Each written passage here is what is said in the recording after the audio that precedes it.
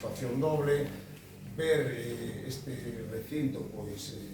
bandeigado de persoas interesadas por a promoción da comarca, por a promoción de un recurso tan importante como o viño e o propio territorio, porque as rutas do viño o que fan fundamentalmente é poñer en valor un dos recursos máis importantes cos que contan esas 5 denominacións de orixe que existen en Galicia, e tamén o territorio e, por suposto, os seus servizos.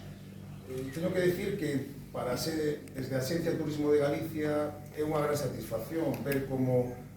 esta 14ª edición da Ruta dos Viños de Galicia, da primavera nas rutas dos viños de Galicia,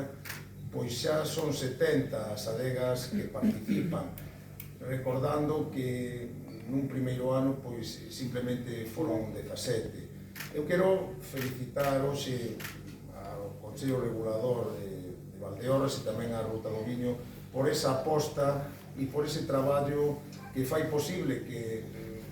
mañá e pasado pois nada máis e nada menos que se desplacen 8 autobuses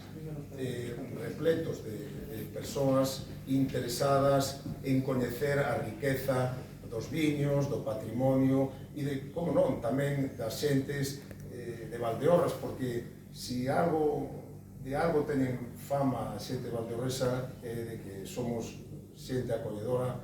persoas acolledoras que facemos que a xente que nos visita pois se sinta como en casa, e iso é así.